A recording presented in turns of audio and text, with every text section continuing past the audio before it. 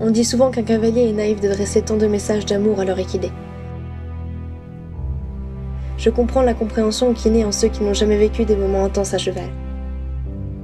Mais aujourd'hui, je ne viens pas adresser de l'amour, mais plutôt de la gratitude. Qu'il y a peut-être que certains comprendront et que d'autres pas.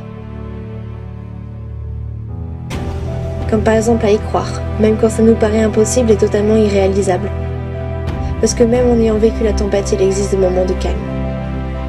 À en vouloir et à être curieuse, parce que sans essayer de nouvelles choses, sans chercher, je n'aurais pas su comment éviter certaines erreurs, ni ne l'aurais compris sur certains points.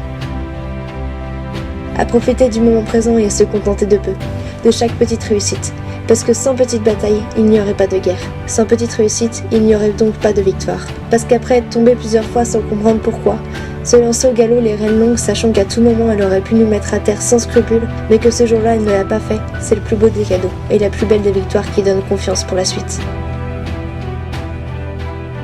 À être modestement fier, parce qu'un jour tout nous réussit, on peut sauter 80 cm les doigts dans le nez, et suivant, tout peut échouer, en ne réussissant même pas à sauter 10 cm sans refus. À être courageux, parce que même avec un coup de sabot dans le dos, même à terre, ça donne envie de comprendre pourquoi et d'essayer autre chose, parce qu'on sait que l'on peut mieux faire et que rien n'est perdu. À être maître de soi, la colère, la peur doivent être contrôlées, sans sérénité les choses deviennent compliquées. À écouter et à observer. Je dirige mais je ne domine pas. Nous sommes deux à travailler. On se doit de se remettre en question et de ne pas négliger son partenaire, car il donne tant, plus qu'on ne peut l'imaginer. À être patient. Si on se précipite, tout peut s'écrouler. La confiance, le travail, chaque chose demande du temps.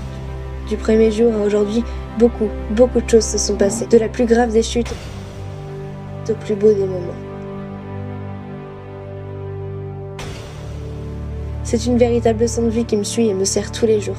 Elle m'est bénéfique, bien qu'elle peut être qualifiée parfois de dangereuse, et c'est là que vient tout le courage de continuer. Parce que c'est dangereusement beau de batailler pour quelque chose en qui peu de personnes croient. Et ça, c'est ma bataille.